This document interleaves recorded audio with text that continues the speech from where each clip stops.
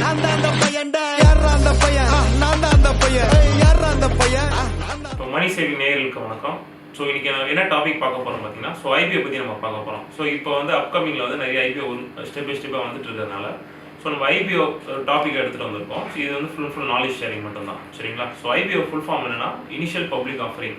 So ஒரு கம்பெனியில் வந்து முன்னாடி ஸோ அவங்க ஐபிஓன்ற இதில் வருவாங்க. ஸோ எதுக்காக அவங்க வராங்க பார்த்தீங்கன்னா, ஸோ அவங்களுக்கு ஃபண்டு நீட் இருக்கிறதுனால ஸோ அந்த கம்பெனி அடுத்த லெவலுக்கு அவங்க கொண்டு போகணும். ஸோ அதுக்காக அவங்க ஃபண்டு நீட் இருக்கிறதுனால ஒன்று அவங்க பேங்கிங்கில் லோனாக கேட்கலாம், ஸோ இல்லை அவங்க ஃப்ரெண்டு மூலமாக ஒரு லோன் கேட்கலாம், ஸோ இல்லைனா நம்ம பப்ளிக் கிட்ட ஸோ ஐபிஓன்ற கான்செப்ட் எடுத்துகிட்டு வருவாங்க. ஸோ இது வந்து ஃபுல் அண்ட் ஃபுல் செபியோடைய அப்ரூவல்லாம் வாங்கிட்டு தான் அவங்களால வர முடியும். ஸோ இவங்க கம்பெனி எப்படி லாஸ்ட் ஒரு 10 இயர்ஸ் ஃபார் எக்ஸாம்பிள் லாஸ்ட் ஒரு 10 இயர்ஸ் அவங்க எப்படி க்ரோத் இருக்குது, ஸோ அவங்களுடைய ப்ரைஸ் என்ன, ஸோ எத்தனை லாட் வரலாம், ஸோ அது மாதிரிலாம் அவங்க கொடுப்பாங்க. ஸோ அதுக்கப்புறம் ஐபிஓ வருவாங்க. ஸோ இப்போ என்ன பார்த்தீங்கன்னா ஐபிஓவில் ஃபுல் அண்ட் ஃபுல் என்ன பண்ணுறாங்கன்னா ஒரு குவிக் ஒரு பெனிஃபிட்டுக்காக அவங்க எல்லாமே இப்போ அப்ளை பண்ணுறாங்க.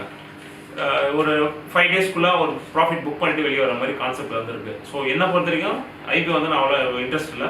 ஸோ எதுக்காகனா நம்ம வந்து ஒரு லாங் டேர்முக்காக நம்ம போகிறோம். ஸோ நீங்கள் ஐபிஓ அப்ளை பண்ணணும்னா ஒரு நல்ல கம்பெனியாக பார்த்து ஸோ அந்த கம்பெனி எப்படி ஆஃப்டர் ஒரு 10 இயர்ஸ்க்கு அப்புறம் அந்த க்ரோத் எப்படி இருக்குது, ஸோ இதெல்லாம் நீங்கள் அனலைஸ் பண்ணி நீங்கள் அதை பார்த்ததுக்கப்புறம் தான் நீங்கள் ஐபிஓ அப்ளை பண்ணுற மாதிரி இருக்கும், சரிங்களா.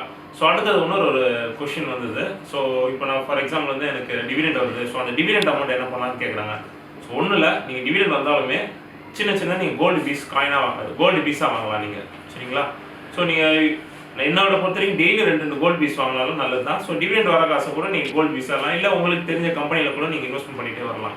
ஸோ அடுத்தது பார்த்தீங்கன்னா எந்த மாதிரி ஸ்டாக்ல வந்து நீங்கள் இன்வெஸ்ட்மெண்ட் பண்ணுறீங்கன்ற மாதிரி கேட்டிருந்தாங்க. ஸோ என்னை பொறுத்த வரைக்கும் ஒரு பேங்கிங் செக்டார், ஸோ எஃப்எம்சிஜி, தென் கோல்ட் பீஸ், ஸோ அந்த மாதிரி செக்டரில் நீங்கள் இன்வெஸ்ட் பண்ணிடலாம்.